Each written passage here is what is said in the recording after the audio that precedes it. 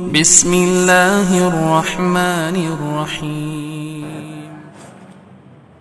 إن الحمد لله نحمده ونستعينه ونستغفره ونعوذ بالله من شرور أنفسنا ومن سيئات أعمالنا من يهده الله فلا مضل له ومن يضلل فلا هادي له أشهد أن لا إله إلا الله وحده لا شريك له وأشهد أن محمدا عبده ورسوله يا أيها الذين آمنوا اتقوا الله حق تقاته ولا تموتن إلا وأنتم مسلمون يا أيها الناس اتقوا ربكم الذي خلقكم من نفس واحدة وخلق منها زوجها وبث منهما رجالا كثيرا ونساء واتقوا الله الذي تساءلون به والأرحام إن الله كان عليكم رقيبا يا أيها الذين آمنوا اتقوا الله وقولوا قولا سديدا يصلح لكم أعمالكم ويغفر لكم ذنوبكم ومن يطع الله ورسوله فقد فاز فوزا عظيما أما بعد فإن أصدق الحديث كتاب الله وخير الهدى هدى النبي صلى الله عليه وسلم وشر الأمور محدثاتها وكل محدثة بدعة وكل بدعة ضلالة وكل ضلالة في النار. Para hadirin kaum muslimin dan muslimah yang semoga senantiasa dirahmati Allah Subhanahu wa taala. Alhamdulillah pada pagi hari ini kita masih diberikan banyak sekali kenikmatan, nikmat iman, nikmat Islam, nikmat sehat, nikmat kecukupan, nikmat waktu luang, dan nikmat-nikmat yang lainnya. Yang apabila kita berusaha menghitung nikmat Allah, maka kita tidak akan mampu menghitungnya. Di antara nikmat yang Allah berikan kepada kita adalah nikmat dimudahkan dalam thalabul ilm, dimudahkan dalam menuntut ilmu agama. Karena dengan menuntut ilmu, jalan menuju surga akan dimudahkan oleh Allah Subhanahu wa taala. Oleh karena itu, para jemaah yang dimuliakan oleh Allah, kita tidak boleh lupa untuk senantiasa memohon kepada Allah ilmu yang bermanfaat, dan kita berlindung kepadanya dari ilmu yang tidak bermanfaat. Pada kesempatan pagi hari ini, yaitu Ahad ketiga, insyaallah kita akan membahas sebuah kitab yang berjudul Al-Kabair. Kita akan membahas sebuah kitab yang berjudul Al-Kabair, yaitu dosa-dosa besar. Dosa-dosa besar. Yang dimana di kitab ini ditulis oleh seorang ahli ilmu yang bernama Al-Imam Adz-Dzahabi rahimahullahu ta'ala. Nama beliau aslinya, sebelum kita masuk kepada pembahasan kitab ini, para jemaah yang Allah muliakan, nama beliau Al-Imam Adz-Dzahabi, beliau bernama Muhammad bin Ahmad bin Utsman Adz-Dzahabi. Ya, Adz-Dzahabi ini semacam penisbatan. Jadi terkadang kita mendapatkan perkataan namanya Imam Nawawi, ini bukan nama beliau. Jadi ini nama penisbatan kepada sebuah tempat yang di situ ahli ilmu itu berada. Ya. Maka nama beliau, nama Imam Adz-Dzahabi adalah namanya beliau Muhammad, ya, bin Ahmad bin Utsman Adz-Dzahabi rahimahullahu ta'ala. Al-Imam Adz-Dzahabi, beliau lahir tahun 673 Hijriah. Beliau lahir tahun 673 Hijriah. Kemudian beliau meninggal tahun 748. Tahun 748. Sehingga kurang lebih usianya beliau sekitar berapa? 60 tahunan. Sekitar 60 tahunan. Dan beliau ini memiliki banyak sekali tulisan-tulisan atau buku-buku yang tersebar di perpustakaan-perpustakaan kaum muslimin. Ini setelah kita mengenal siapa penulis buku yang akan kita bahas, baru kemudian kita memasuki buku yang beliau tulis ini, yaitu kitab Al-Kaba'ir. Kitab apa? Al-Kaba'ir. Mungkin ada yang bertanya, kenapa kita perlu mempelajari atau kenapa kita perlu membahas materi tentang Al-Kaba'ir atau dosa-dosa besar? Maka dalam hal ini ada sebuah penyair yang dia pernah mengatakan dalam bahasa Arab, araftu syarra la li syarri walakin li tawaqqihi wa man la ya'rifu syarra min al-khairi yaqa'u fihi. Jadi penyair itu mengatakan araftu syarra la li syarri, aku mengetahui keburukan, aku mengetahui kejelekan bukan untuk aku lakukan, tapi untuk aku hindari, untuk aku jauhi. Wa man la ya'rifu syarra minal khairi yaqa'u fihi. Barang siapa yang tidak mengetahui antara keburukan dan kebaikan, maka dia khawatirkan orang tersebut jatuh dalam keburukan tanpa dia sadari. Begitu juga para jamaah yang Allah muliakan, ketika kita membahas tentang dosa-dosa besar, ini bukan untuk kita lakukan, bukan untuk kita kerjakan. Kita membahas dosa-dosa besar ini supaya kita tahu, kita paham, kemudian kita jauhi sejauh-jauhnya, kita hindari, ya. Jadi kita mempelajari dosa-dosa besar supaya kita bisa selamat dari dosa-dosa ini, supaya kita bisa menyelamatkan diri kita dan anggota keluarga kita dari dosa-dosa besar. Ya bisa dibayangkan para hadirin, kalau seseorang itu tidak paham, nggak punya ilmu, nggak mau belajar tentang dosa-dosa besar itu apa saja, ya, maka orang yang tidak punya ilmu, yang jauh dari majelis-majelis ilmu, bisa jadi orang yang seperti ini, dia akan dengan mudah, dia akan dengan gampangnya jatuh dalam dosa-dosa besar tanpa dia sadari kalau itu dosa besar. Ya, maka ini pentingnya sekali lagi para jemaah, pentingnya kita menuntut ilmu. Ya, kita luangkan waktu kita sediakan waktu kita untuk belajar. Ya, Allah memberikan kita 24 jam dalam sehari.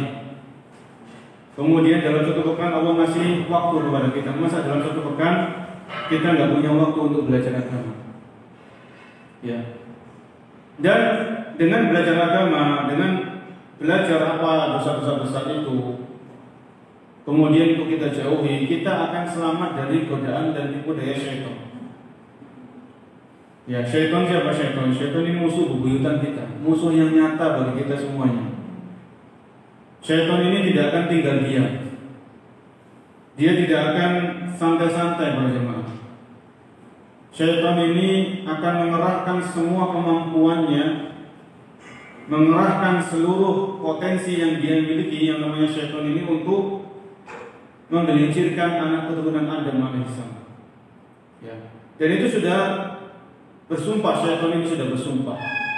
Ketika syaitan atau iblis ini dikeluarkan oleh Allah dari surga, maka syaitan ini sudah bersumpah, ya, untuk menyesatkan seluruh anak Adam, kecuali orang-orang yang dilindungi oleh Allah Subhanahu wa taala. Ya. Maka syaitan ini punya cara-cara untuk menyesatkan manusia. Di antaranya syaitan ini mengajak manusia, mengajak anak keturunan Adam untuk melakukan dosa-dosa besar. Ya. Ini di antara cara-cara syaitan dalam menggelincirkan manusia. Ya. Dan juga di antara cara-cara syaitan dalam menyesatkan manusia, selain mengajak kepada dosa-dosa besar, adalah syaitan ini menghalang-halangi manusia untuk belajar agama.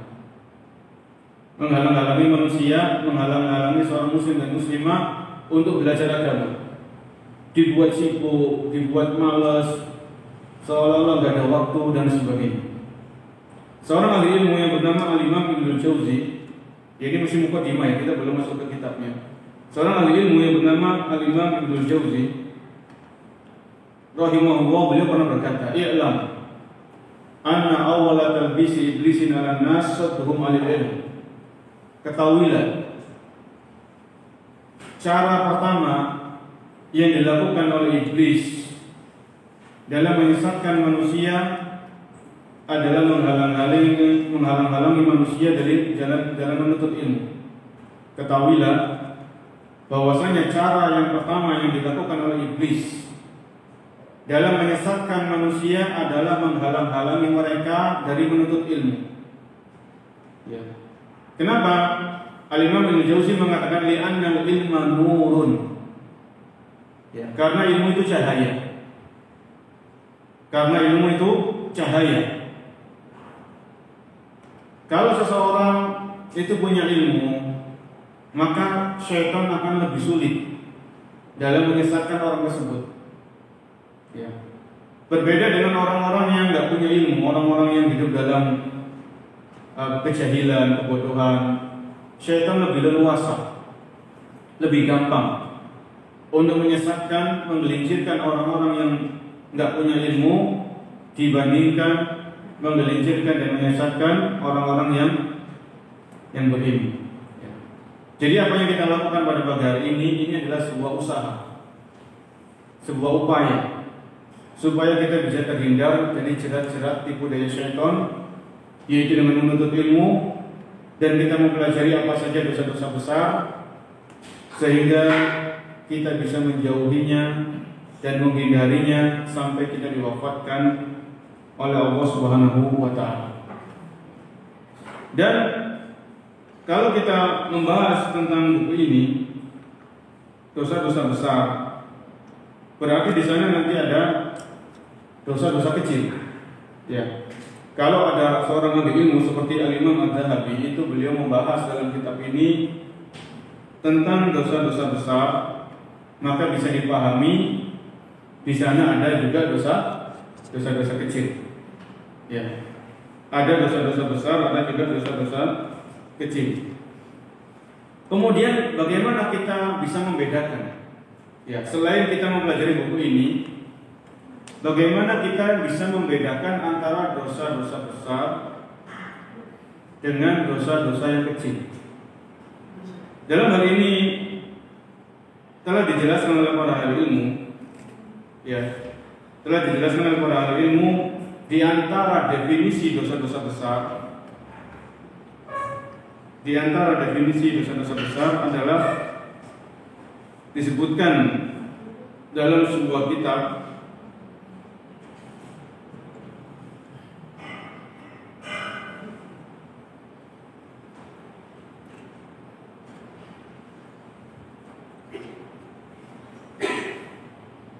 dosa-dosa besar, yaitu adalah dosa-dosa yang disebutkan hukumannya di dunia. Ya, mimma fihi haddun fid dunya, au jaa fihi wa'idun fil akhirah, atau disebutkan ancamannya di akhirat. Au lu'ina fa'iluhu, atau pelakunya itu dilaknat oleh Rasul sallallahu alaihi wasallam. Ya. Jadi ini di antara ciri-ciri dosa besar, supaya kita bisa mengetahuinya secara awal, ya, secara kita bisa mendeteksi di awal. Dosa-dosa besar itu para jemaah adalah dosa-dosa yang disebutkan hukumannya di dunia, seperti hukuman potong tangan bagi pencuri, ya. Kemudian hukuman rajam bagi siapa? Orang-orang yang berzina. Kemudian hukuman kisos, orang yang membunuh maka hukumannya dia dibunuh. Ini di antara ciri-ciri bahwasanya dosa itu adalah dosa besar, yaitu dosa tersebut disebutkan hukumannya oleh Allah atau disebutkan hukumannya oleh Rasul Shallallahu Alaihi Wasallam di dunia. Jadi di dunia sudah ada hukumannya, belum lagi nanti di akhirat. Ya. Namun hukuman di dunia ini kalau ditegakkan itu akan mengurangi azab atau meminimalisir azab bagi orang tersebut di akhirat. Kalau orang pencuri misalnya, dia dipotong tangannya.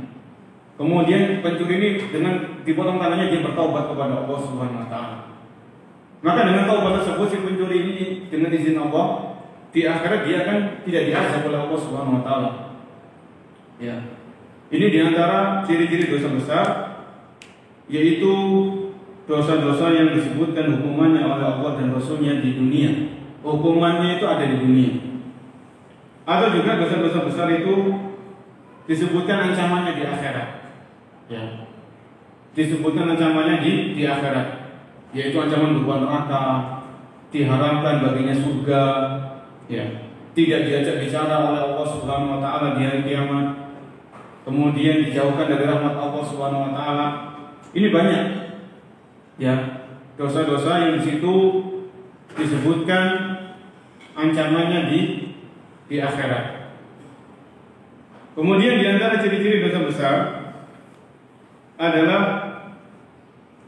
bahwasanya pelakunya itu dilaknat, ya, dilaknat oleh Allah dan Rasulnya. Sebagaimana dalam sebuah hadis, la'anallahu man dabaha li ghairillah. Allah melaknat orang-orang yang menyembelih untuk selainnya, yaitu selain Allah Subhanahu wa taala. Di sini disebutkan laknat, ya. Jadi kalau ada sebuah hadis yang di situ Rasul Shallallahu Alaihi Wasallam menyebutkan tentang laknat, maka di situ kita mendapatkan pelajaran bahwasanya dosa tersebut adalah dosa besar, karena pelakunya dilaknat oleh Allah Subhanahu wa taala. Dilaknat itu maksudnya dijauhkan dari rahmat Allah Subhanahu wa taala. Ya. Ini diantara semacam definisi bahwasanya dosa besar itu adalah dosa-dosa yang disebutkan hukumannya di dunia, atau dosa besar itu adalah dosa-dosa yang disebutkan ancamannya di akhirat, atau dosa-dosa yang pelakunya itu dilaknat oleh Allah atau dilaknat oleh Nabi kita Muhammad Sallallahu Alaihi Wasallam. Kemudian apa manfaat yang akan kita peroleh? Ya, biasanya kalau kita itu kan lebih semangat kalau tahu manfaatnya. Manfaatnya apa kalau kita menjauhi dosa-dosa besar? Ya, ini sebuah pertanyaan.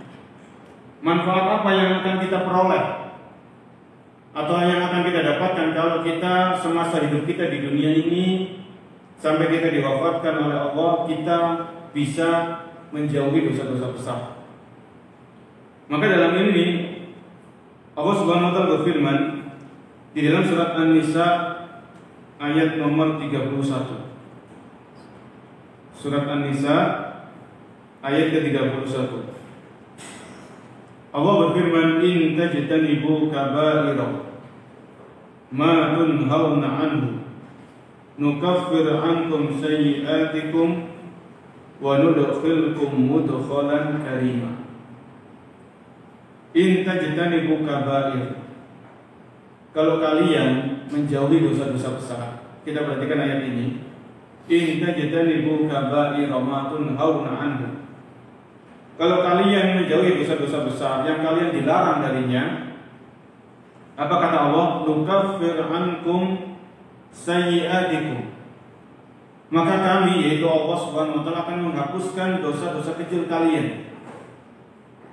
Kemudian Allah masih balasan yang lain, masih dalam ayat yang sama, wa nudkhilkum mudkhalan karimah, dan kami, yaitu Allah, akan memasukkan kalian kepada tempat yang mulia, yaitu surga Allah Subhanahu wa taala. Jadi ayat ini para hadirin yang Allah muliakan, An-Nisa ayat 31, Allah menjelaskan dengan sejelas-jelasnya, segamblang-gamblangnya, orang-orang yang bisa menjauhi dosa-dosa besar, baik muslim ataupun muslimah, semasa hidupnya, maka dosa-dosa kecil itu akan diampuni oleh Allah, Dan di akhirat orang-orang yang menjauhi dosa besar akan mendapatkan tempat kemuliaan, tempat yang penuh dengan kebahagiaan, tempat yang tidak ada lagi kesedihan di dalamnya, tidak ada lagi kecemasan, kegalauan, ya, rasa takut tidak ada, yaitu surga Allah Subhanahu wa Ta'ala. Ini salah satu ayat di antara ayat-ayat yang menjelaskan keutamaan orang-orang yang menjauhi dosa-dosa besar. Itu tadi mukaddimah dari yang akan kita pelajari, yaitu dosa-dosa besar, mulai dari nama penulis ini siapa, kapan beliau lahir, kapan beliau wafat, kemudian definisi dosa besar itu apa, dan kemudian keutamaan yang akan diperoleh bagi seorang muslim dan muslimah yang bisa menjauhi dosa-dosa besar yang disebutkan oleh Allah dalam Al-Quran atau disebutkan oleh Rasul dalam hadis-hadis beliau. Sekarang kita masuk kepada pembahasan yang utama, yaitu Al-Kabiratul Ula. Dosa besar yang pertama yang wajib kita hindari, yang wajib kita jauhi adalah syirik.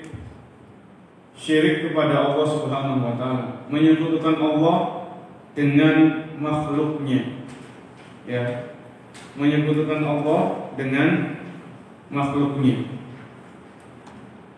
Di sini Al-Imam Adz-Dzahabi rahimahullah taala mengatakan, al-kabiratul ula asyirku billahi ta'ala.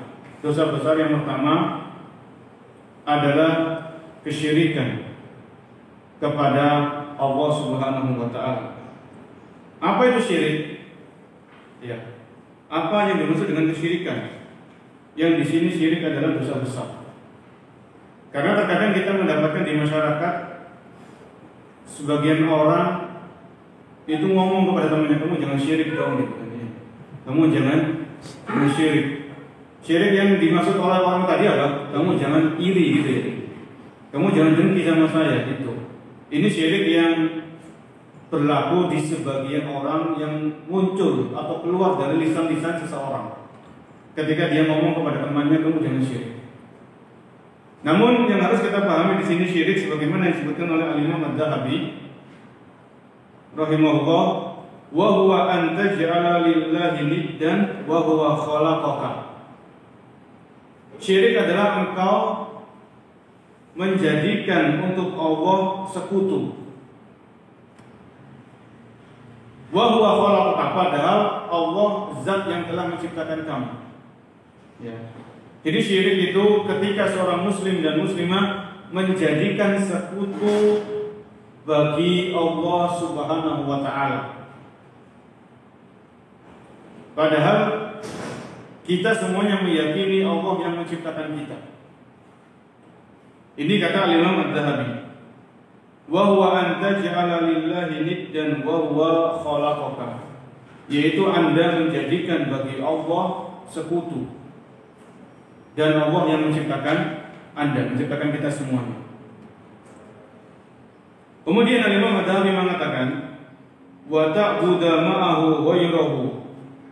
Kesyirikan itu juga ketika seseorang beribadah kepada Allah dan di saat yang bersamaan dia beribadah kepada selain Allah.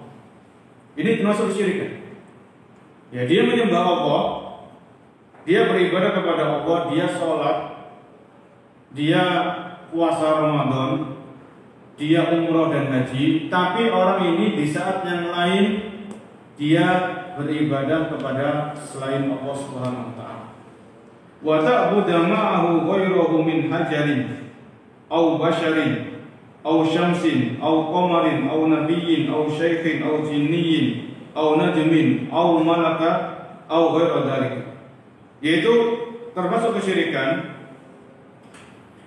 adalah ketika seseorang menyembah kepada Allah dan di saat yang lain, di waktu yang lain dia juga menyembah kepada selain Allah. Bisa berupa batu-batuan, menyembah kepada batu, menyembah kepada kuburan, kuburan orang-orang yang soleh, disembah kuburannya, atau basyar, atau menyembah kepada manusia, au syamsin, au menyembah kepada matahari, atau menyembah kepada bulan, atau menyembah kepada nabi, atau menyembah kepada orang-orang soleh yang sudah mati, atau menyembah kepada jin, menyembah kepada bintang, atau yang selainnya. Ya, ini adalah salah satu gambaran kesyirikan yang disebutkan oleh penulis, yaitu Al-Imam Az-Zahabi rahmatullahi alaih. Yaitu seseorang ketika dia menyembah kepada Allah, beribadah kepada Allah, tapi dia juga beribadah kepada selain Allah Subhanahu wa taala. Kesyirikan ini adalah sesuatu yang diperangi oleh Rasul sallallahu alaihi wasallam. Ya, Nabi kita Muhammad sallallahu alaihi wasallam. Itu ketika beliau diutus oleh Allah, ya ayyuhal muddatsir, wahai orang yang berselimut, qum fa'anzir, bangunlah dan berikanlah peringatan. Ya, di sini Allah Subhanahu wa taala memerintahkan Rasulnya untuk memberikan peringatan kepada manusia dari bahaya syirik. Ya. Allah Subhanahu wa taala memerintahkan Rasulnya yang mulia agar mengingatkan bahaya kesyirikan. Qum fa'anzir. Ya, wa rabbaka fakabbir, dan Tuhanmu agungkanlah. Mengagungkan Allah itu dengan tauhid, memurnikan ibadah hanya untuk Allah Subhanahu wa taala. Ya. Sehingga Rasul sallallahu alaihi wasallam beliau selama 13 tahun di Mekah. Ya. Jadi kalau kita buka lembaran-lembaran sejarah, itu beliau sallallahu alaihi wasallam kurang lebih 13 tahun di Mekah. Kemudian berapa tahun di Madinah? 10 tahun beliau di Madinah.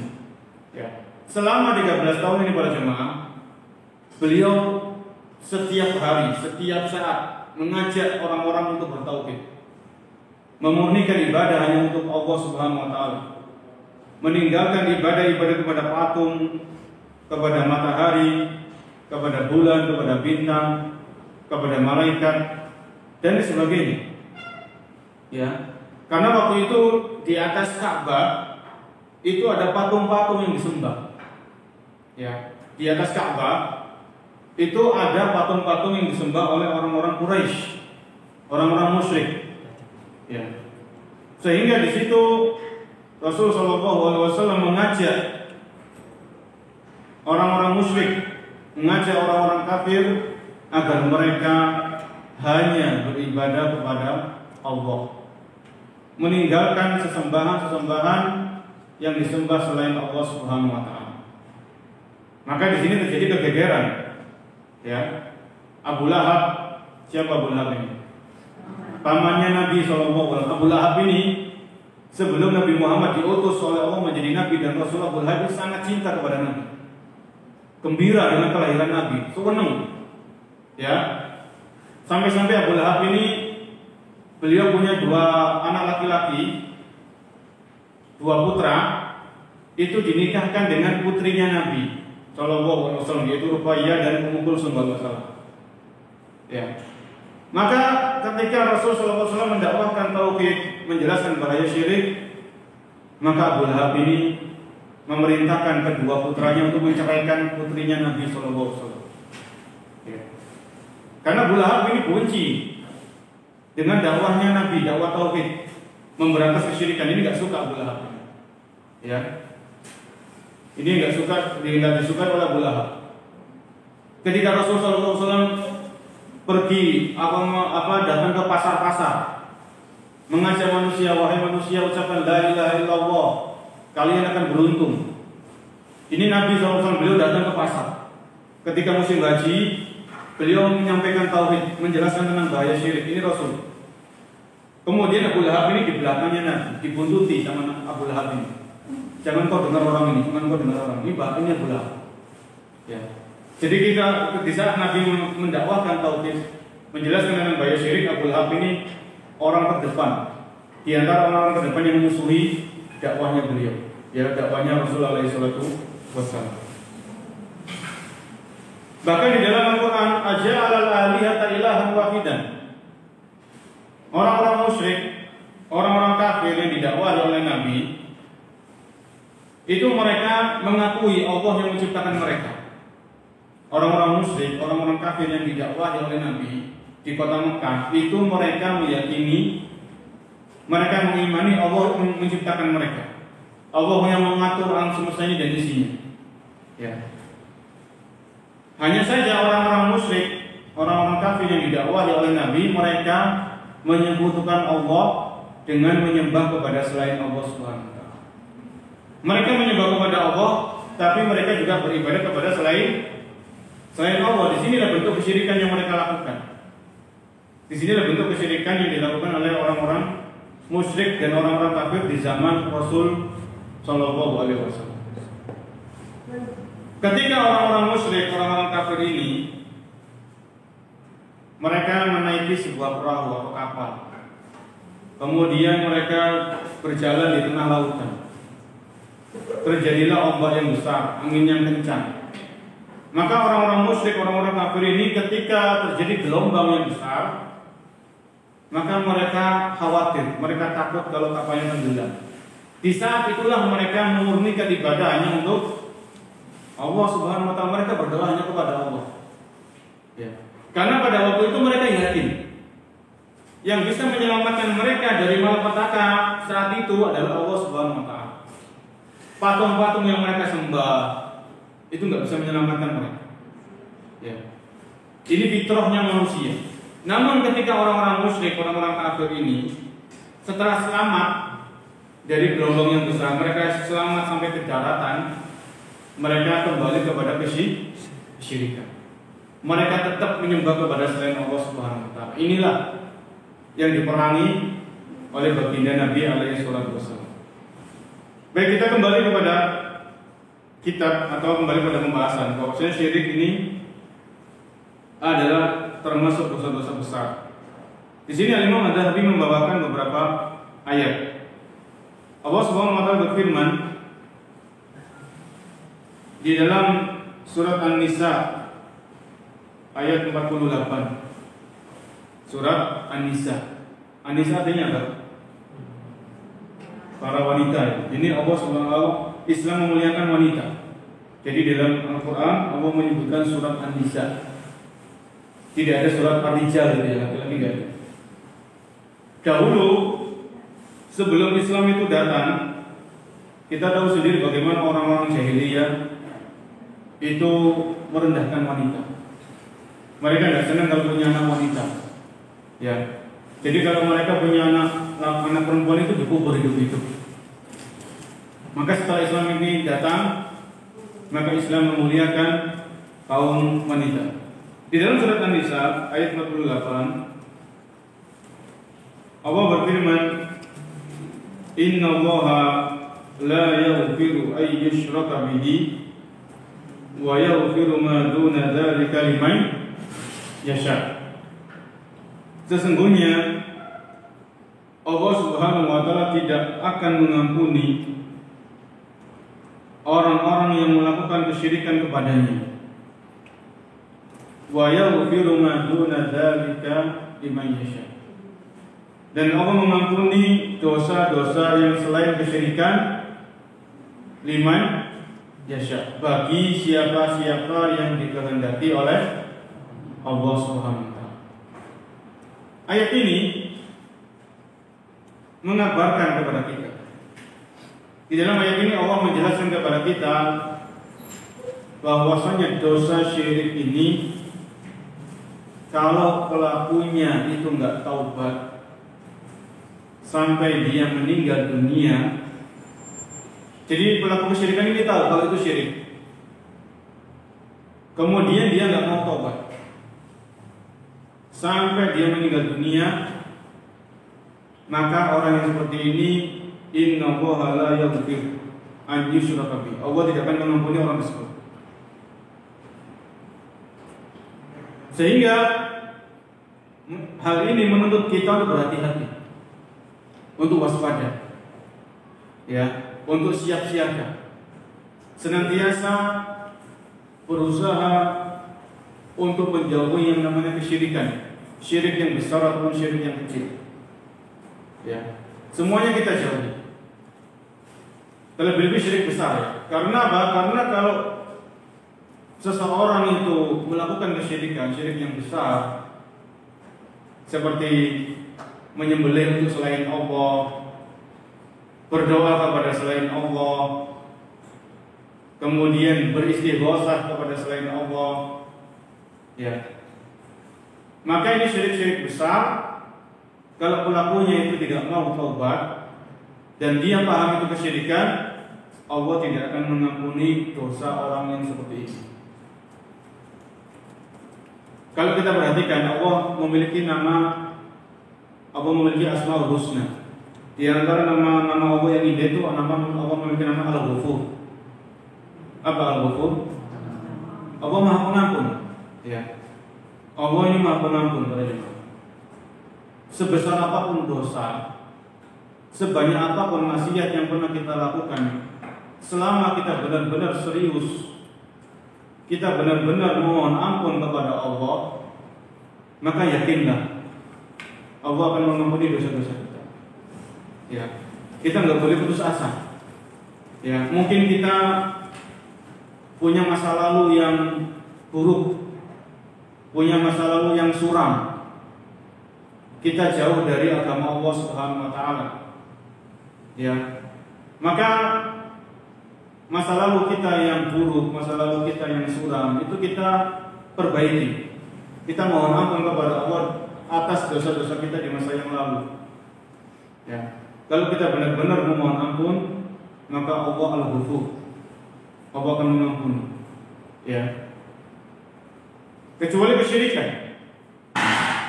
Kesyirikan ini kalau orang itu sekali lagi, kalau orang ini ayat ini mengatakan innallaha la yaghfiru an yushraka bihi wa yaghfiru ma duna dzalik. Allah tidak akan mengampuni dosa orang yang melakukan kesyirikan. Ini adalah kalau orang itu meninggal dalam keadaan melakukan kesyirikan dan dia tahu itu syirik dan dia tidak bertaubat, maka orang seperti ini tidak akan diampuni.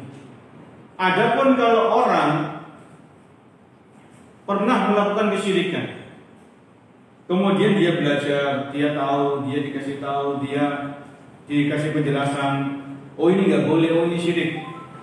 Kemudian orang itu meninggalkan, kemudian orang itu bertaubat, maka orang yang seperti ini akan diampuni oleh Allah Subhanahu wa taala. Ya. Jadi kalau orang itu masih hidup melakukan kesyirikan dan dia tahu itu syirik, kemudian dia menjauhi, dia bertaubat dan dia memperbaiki diri, maka ini Allah akan mengampuni dosa orang tersebut. Ya. Jadi dalam ayat ini wa yaghfiru ma duna dzalika liman yasha. Dan Allah mengampuni dosa-dosa yang selain kesyirikan bagi yang Allah kehendaki. Ya. Bagi yang Allah kehendaki. Ini ayat ini adalah menjelaskan tentang bahaya dosa syirik. Dan dosa syirik ini adalah dosa besar yang nomor satu. Dosa besar yang paling besar itu dosa kesyirikan. Tidak ada di dalam Islam dosa yang lebih besar dari dosa syirik itu tidak ada. Ya, oleh karena itu Imam Adz-Dzahabi di dalam buku beliau ini beliau menaruh nomor pertama ini dosa syirik. Ya, beliau menjelaskan nomor satu, peringkat satu dari dosa-dosa besar itu dosa kesyirikan. Ini bukan nggak ada alasannya. Ini bukan omong kosong, tapi memang di situ dalil-dalil dari Al-Quran dan Sunnah menjelaskan hal itu, ya, tentang bahaya kesyirikan. Kemudian Allah mengampuni dosa-dosa selain kesyirikan ini, ya, sekali lagi Allah Maha Pengampun. Jadi kalau kita pernah melakukan dosa dan salah, maka hendaknya kita memohon ampun kepada Allah Subhanahu wa taala. Cara yang pertama dalam memohon ampun itu kita mengakui kesalahan-kesalahan kita. Jadi kalau kita salah, kita pernah maksiat itu kita akui. Ya. Sebagaimana Nabi Adam alaihissalam bersama istri beliau, ketika Nabi Adam ini memakan apa? Iya, memakan buah dari pohon yang terlarang.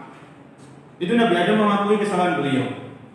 Beliau mengatakan Rabbana dzalamna anfusana Ya Allah, kami telah mendolimi diri kami. Ini jadi seseorang itu ketika dia mohon ampun kepada Allah, kita akui dulu kesalahan kita. Kita akui kekhilafan kita. Ya, Rabbana dzalamna anfusana. Ini menunjukkan kita merendahkan diri serendah-rendahnya di hadapan Allah. Ya, Rabbana dzalamna anfusana wa illam taghfir lana. Dan apabila Engkau tidak mengampuni kami, wa tarhamna, apabila Engkau tidak mengasihi kami, lanakunanna minal khasirin, maka kami termasuk orang-orang yang rugi. Ya. Ini pengakuan para jemaah. Jadi dosa-dosa, maksiat-maksiat yang mungkin pernah kita lakukan di masa yang lalu kita akui. Ketika kita sendirian di hadapan Allah, ketika sepertiga malam terakhir misalnya, nggak ada orang lain di situ, kita akui kesalahan-kesalahan kita di hadapan Allah Subhanahu Wa Taala, dan kita mohon ampun kepadanya. Dan ini juga diajarkan oleh Rasulullah SAW ketika Sayyidul Istighfar. Sayyidul Istighfar, Allahumma anta rabbi la ilaha illa anta khalaqtani. Di sini di lafaz Sayyidul Istighfar itu apa?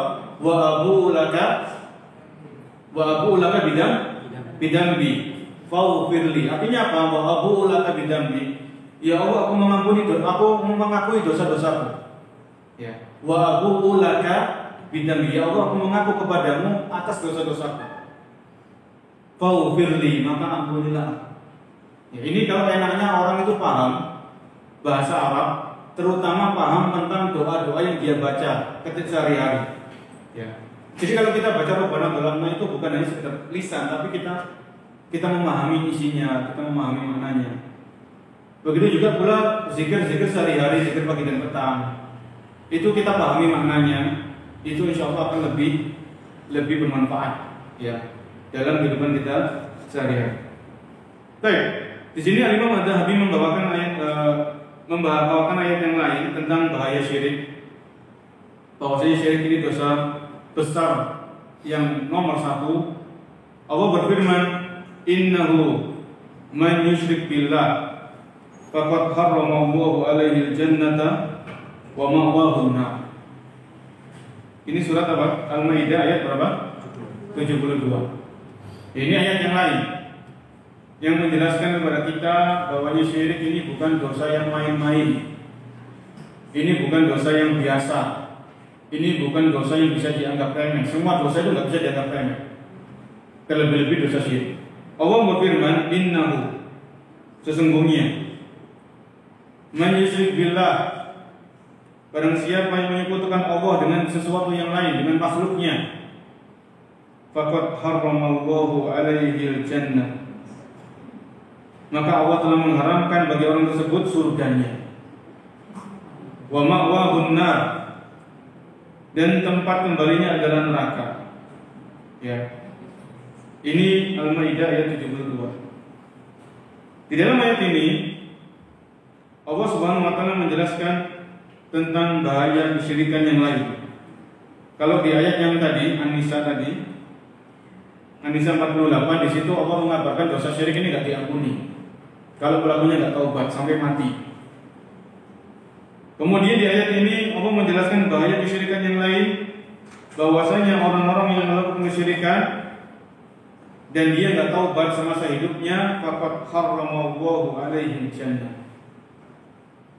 maka Allah haramkan bagi orang tersebut surganya. Ya. Kalau orang itu diharamkan oleh Allah dari surganya, maka pasti tempat kembalinya kemana? Neraka. Wa ma'wahu an-nar, dan tempat kembalinya, tempat tinggalnya adalah neraka. Wa ma'wahu an-nar. Ya. Ini Allah mewanti-wanti, ya. Allah memperingatkan kita agar kita senantiasa menjaga diri dan keluarga kita dari dosa-dosa kesyirikan.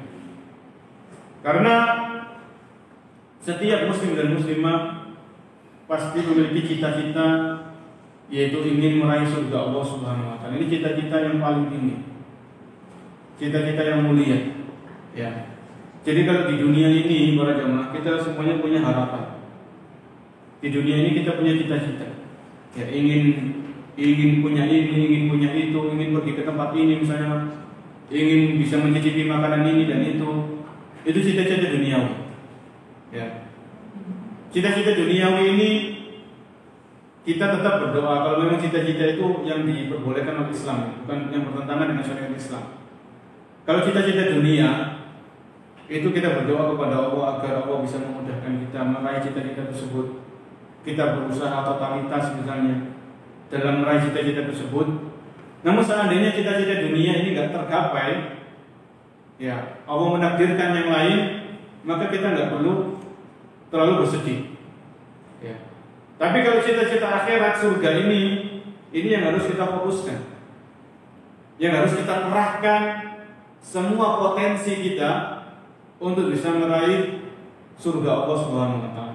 Ada yang Allah kasih ilmu, maka ilmunya ini digunakan untuk bisa meraih surga Allah Subhanahu wa Ta'ala. Ya.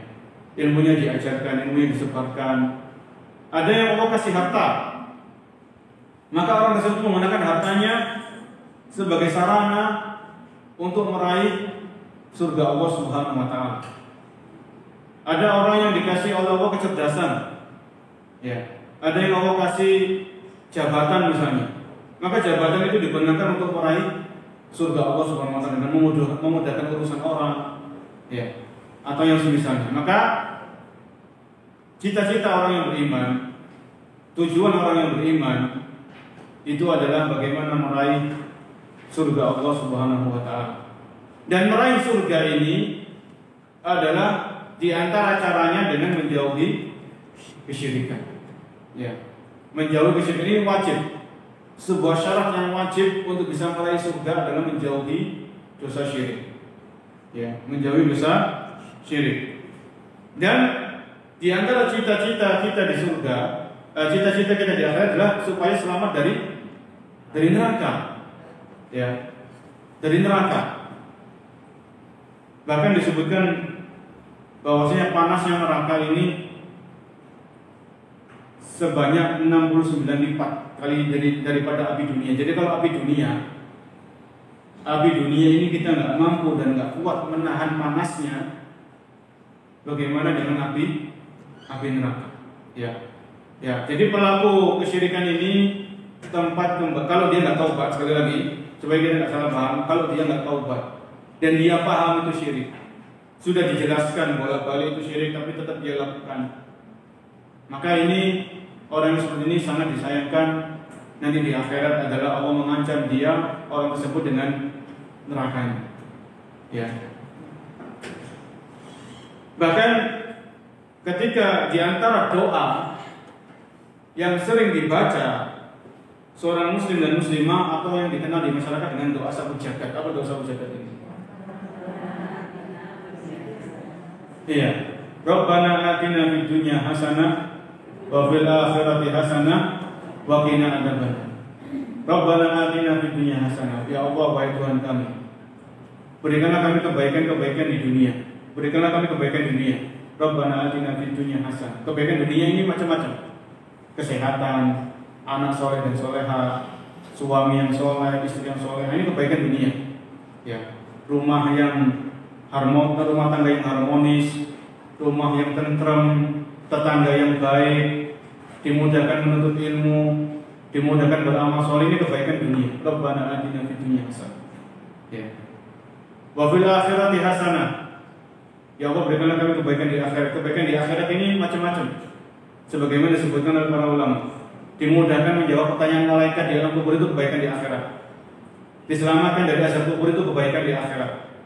Ya, diberikan naungan oleh Allah di suatu hari yang tidak ada naungan lagi kecuali naungan dari Allah.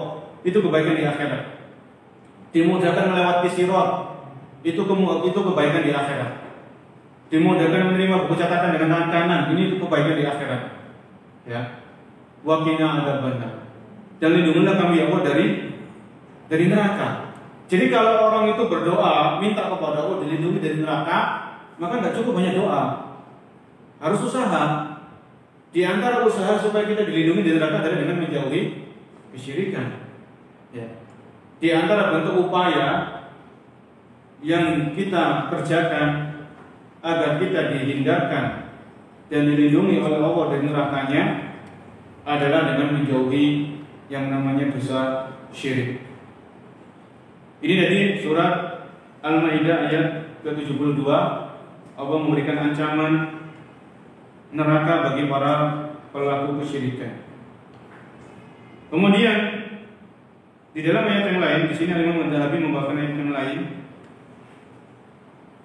Allah berfirman dalam surat Luqman ayat ke-13, Inna syirka la dzulmun adzim. Sesungguhnya kesyirikan merupakan perbuatan zalim yang paling agung. Ya, inna syirka la dzulmun adzim. Yang dimaksud kezaliman itu apa? Seorang itu dikatakan zalim kalau dia meletakkan sesuatu bukan pada tempatnya. Seseorang itu dikatakan berbuat zalim kalau dia meletakkan sesuatu bukan pada tempatnya. Nah, sedangkan ibadah, kita tahu ibadah ini hanya untuk Allah Subhanahu wa taala. Wa ma umiru illa liya'budullaha mukhlishina lahu din. Salam surah Al-Bayyinah ayat 5. Wa ma umiru, dan tidaklah mereka diperintahkan illa liya'budullaha, kecuali agar mereka hanya beribadah kepada Allah. Mukhlishina lahu din, memurnikan agama ini hanya untuk Allah. Agama ini kan ya sholat, ya puasa, ya silaturahmi, ya berbuat baik kepada tetangga. Semuanya yang ada dalam Islam berupa ibadah itu hanya untuk Allah Subhanahu wa taala. Mukhlis, murni. Yang namanya mukhlis itu murni, nggak ada campuran-campurannya. Ya. Jadi kalau ibadah itu semuanya hanya untuk Allah, kemudian ada orang menyelewengkan ibadah kepada selain Allah, maka orang ini berbuat zalim. Karena dia mengatakan ibadah bukan pada tempatnya, bukan kepada zat yang berhak untuk diibadahi. Ya, ini hati-hati. Jadi berbuat zalim, sesungguhnya kesyirikan merupakan kezaliman yang paling besar. Dan ayat ini berkaitan dengan nasihat Luqman kepada siapa? Kepada putranya, kepada anaknya. Wa idh qala Luqmanu li ibnihi wa huwa ya'idhu ya bunayya la tusyrik billah.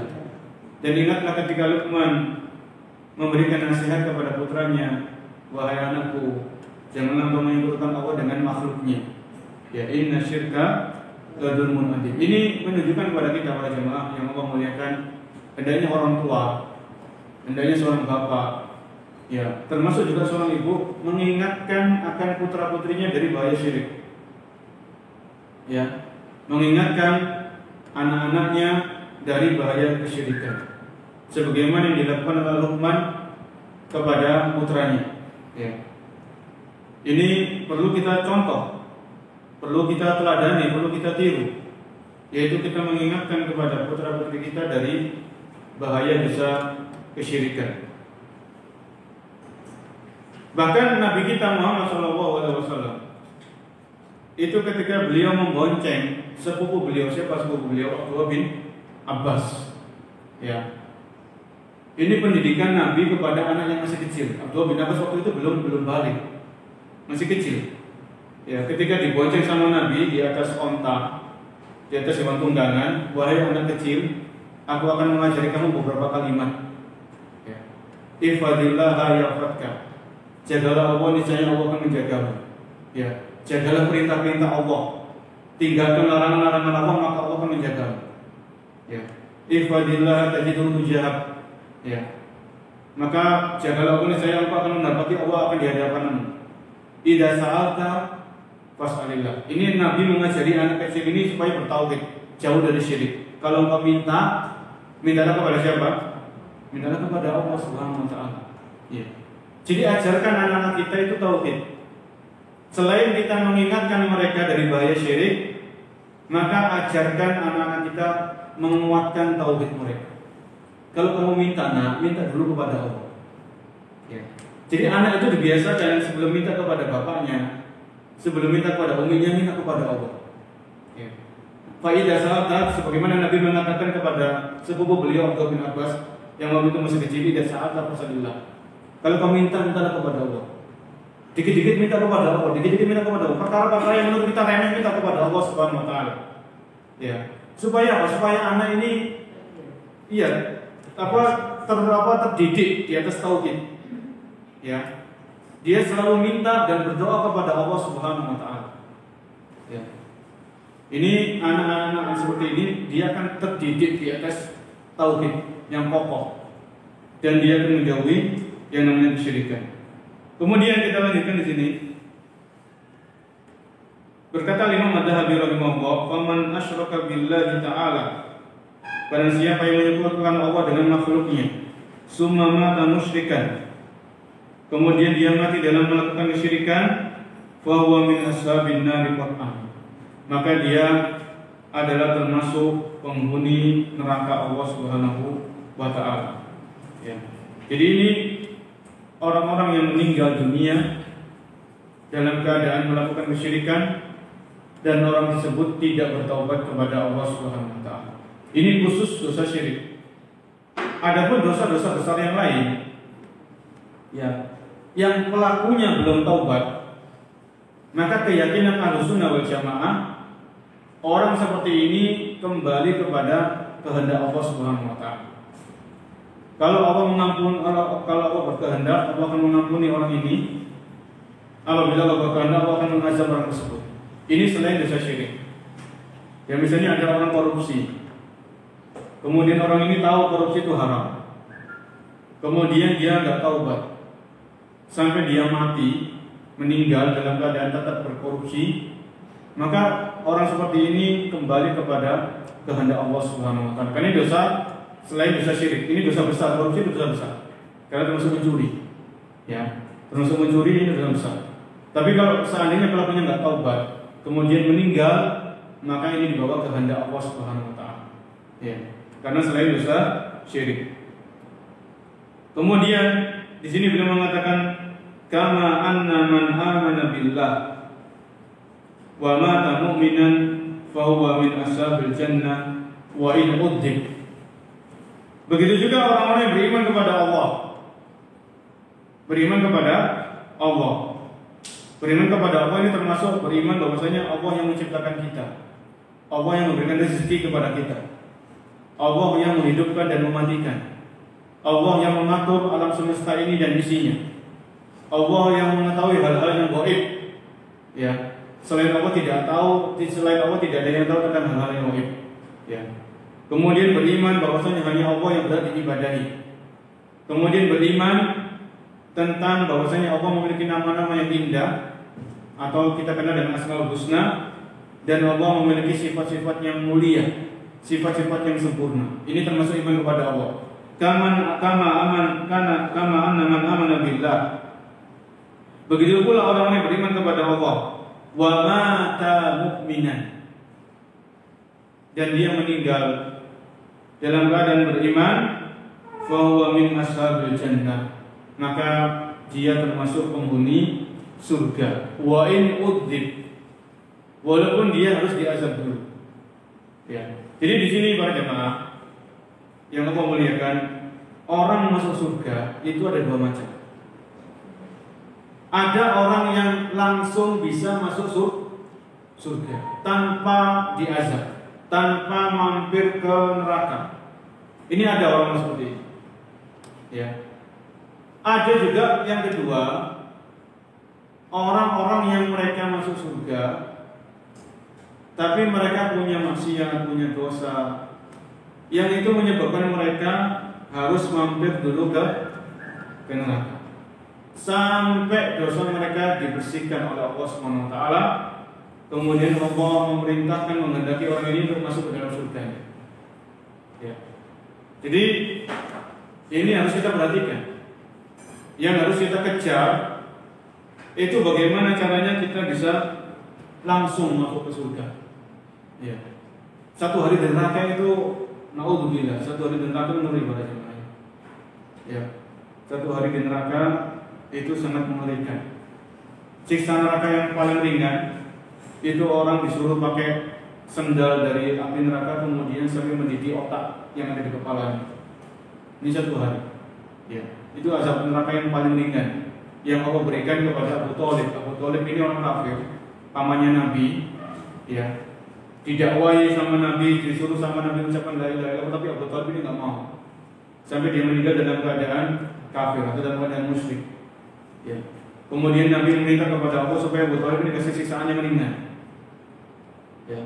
Jadi bagaimana caranya kita bisa meraih surga Allah langsung tanpa hisab dan tanpa azab? Ya, itu luar biasa. Begitu juga orang yang masuk neraka berarti ada dua. Orang yang masuk neraka itu kekal dalam neraka, orang-orang kafir, orang-orang ateis, ya, orang-orang komunis, orang-orang munafik, ini kekal dalam neraka. Ada orang yang di neraka tapi dia nggak kekal, dia harus bersihkan dosa-dosanya. Ini orang-orang yang beriman, ya. Yang penting di dalam hatinya itu masih ada keimanan, walaupun seberat biji sawi, itu orang yang punya iman dalam hatinya masih punya kesempatan untuk meraih surga Allah Subhanahu wa Ta'ala. Ya. Sebagaimana ketika orang itu, seorang muslim maupun muslimah, ketika dia memiliki ibadah yang banyak, dia punya pahala sholat, dia punya pahala haji, dia punya pahala infak, dia punya pahala silaturahmi, pahalanya banyak. Bahkan kalau diumpamakan pahalanya justru besar gunung. Ya. Tapi orang ini ketika di dunia suka mencaci maki, suka membuli, suka menyebarkan aib saudaranya, suka lisannya nggak terjaga, banyak orang yang terzolimi. Maka akan ditegakkan di hari kiamat itu ditegakkan keadilan. Orang-orang yang terzolimi akan didatangkan untuk menuntut, sehingga orang yang banyak pahalanya ini diambil oleh Allah, pahalanya diberikan kepada orang yang dizolimi. Ya. Jadi orang ini ibadahnya banyak, pahalanya banyak, dan sedikit lagi itu bisa masuk surga sebetulnya. Sedikit lagi bisa masuk surga. Tapi harus ada keadilan, dan Allah Maha Adil. Harus ada keadilan yang ditegakkan. Ya. Kalau ada masih hutang-hutang yang belum terbayar, hutang-hutang yang belum terlunasi, maka disitulah akan ada pelunasan. Ya. Kebaikan-kebaikan orang ini diambil, diberikan kepada orang yang dizalimi, sampai kebaikannya habis.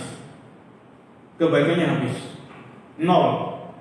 Ya. Kemudian kalau sudah nol kebaikannya, dosa-dosa orang yang zalimi diambil, dikasihkan kepada orang yang berbuat zalim. Akhirnya orang ini yang sedikit lagi masuk surga, dia harus diceburkan dulu ke dalam neraka. Akibat lisannya yang tidak terjaga misalnya, akibat akhlak buruknya dan sebagainya. Ya. Baik, di sini Al-Imam Adz-Dzahabi membawakan hadis-hadis Rasul sallallahu alaihi wasallam tentang bahaya syirik. Kalau tadi yang kita baca, yang kita simak adalah ayat-ayat Al-Qur'an tentang bahaya kesyirikan. Kemudian di sini Imam Adz-Dzahabi membawakan hadis Nabi, wa qala Nabi sallallahu alaihi wasallam.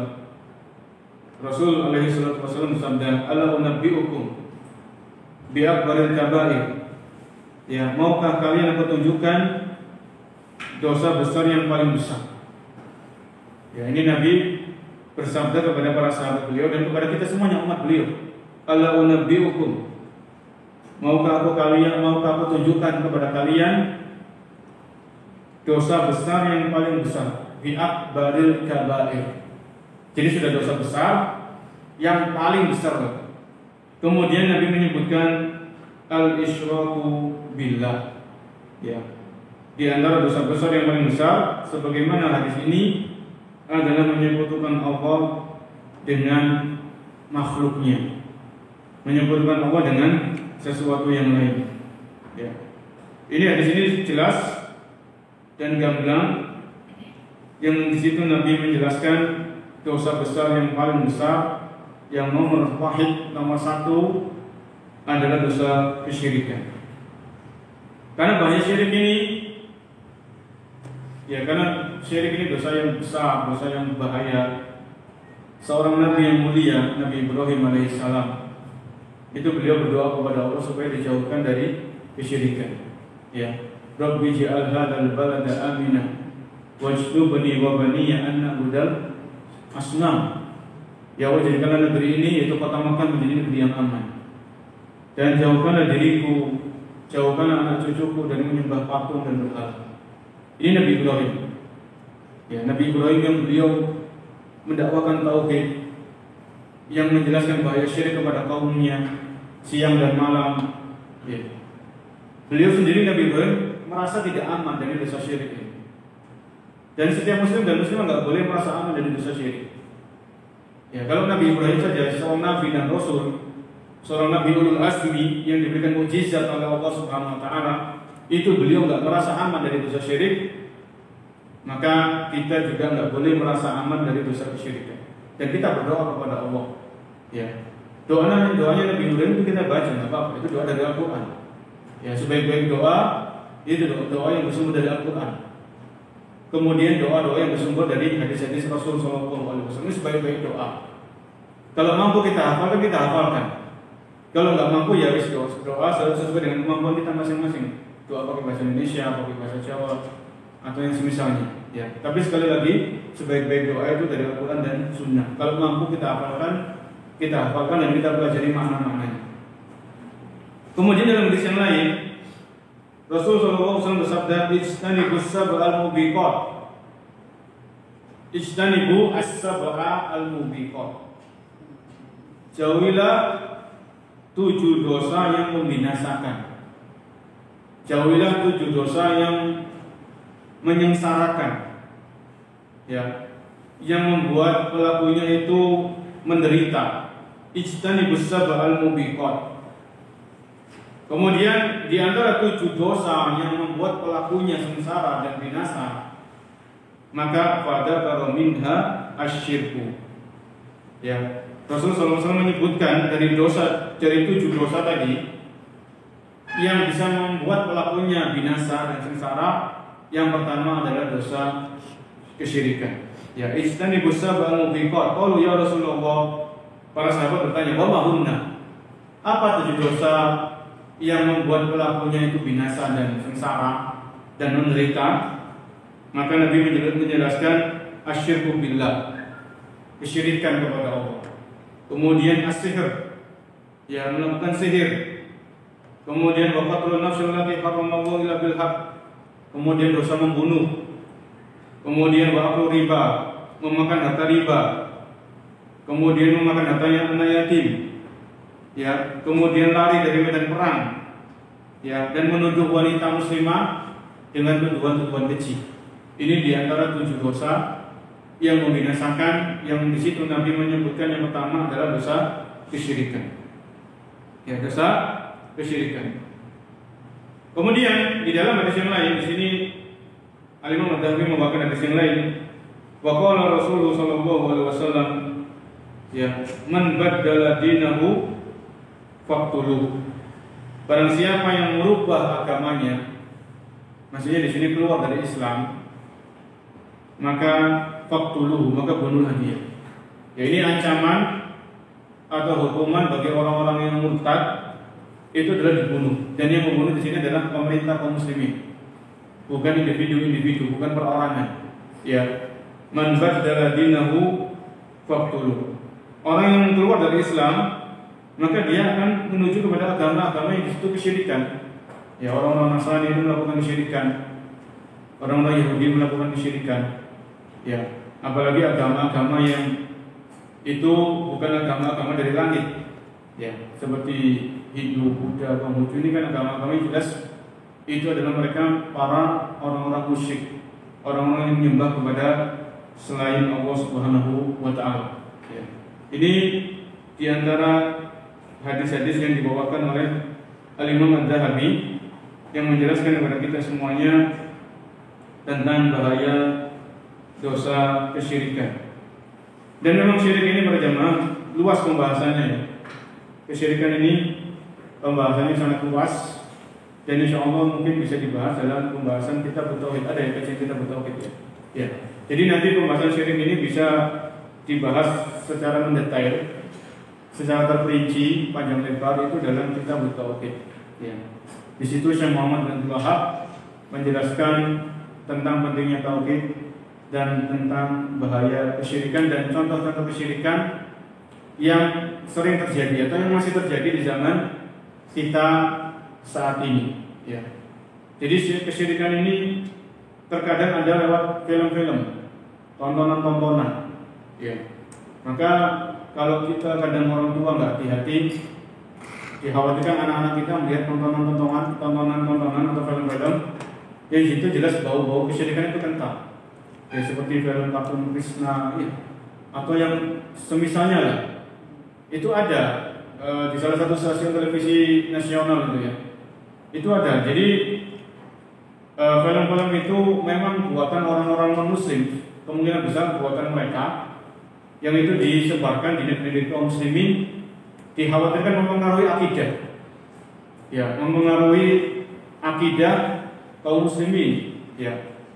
Mempengaruhi akidah anak-anak kita. Ya. Terlebih-lebih anak-anak itu sekolah di sekolah negeri ya. Sekolah-sekolah umum yang di situ pelajaran agama itu seminggu sekali. Apalagi di situ pelajaran agama yang dijelaskan tentang bahaya syirik. Ya. Kemudian di kehidupan sehari dicekoki dengan film-film seperti itu, maka akidah mereka terancam. Ya. Mereka tidak tahu mana yang syirik, mana yang bukan. Mereka tidak tahu lagi tentang mana yang tauhid, mana yang bukan, disebabkan karena pendidikan yang ada di sekolah, kemudian pendidikan yang ada di masyarakat, bahkan mungkin pendidikan yang di rumah juga, yang di rumah orang tuanya kurang kritis, kurang perhatian terhadap anak-anaknya. Ini tadi penjelasan dari dosa besar yang pertama, yaitu dosa kesyirikan, yang semoga Allah SWT menjauhkan kita dan anak cucu kita dari bahaya dosa kesyirikan. Ya. Bahkan Nabi Yakub alaihissalam ketika beliau akan meninggal, beliau itu bertanya kepada Ma'ada ta'buduna min ba'di. Ya. Jadi Nabi Yakub ketika beliau meninggal itu beliau bertanya kepada anak-anaknya, Ma'ada ta'buduna min ba'di. Apa yang akan kalian sembah setelah aku meninggal? Ya. Jadi Nabi Yakub ini nggak khawatir anaknya itu nggak bisa makan, nggak bisa dapat pekerjaan. Tapi yang dikhawatirkan oleh seorang ayah, ya seperti Nabi Yakub, itu beliau bertanya kepada putra-putranya, Ma'ada ta'buduna min ba'di. Apa yang kalian sembah setelah meninggal? Apakah kalian tetap bertauhid, menyembah hanya kepada Allah, beribadah kepada Allah, menjauhi syirik, atau kalian merubah agama kalian? Ya. Ini yang harus dikhawatirkan seorang ayah, seorang ibu kepada putra-putrinya, agar mereka senantiasa di atas tauhid dan jauh dari yang namanya dosa kesyirikan. Mungkin sampai di sini materinya.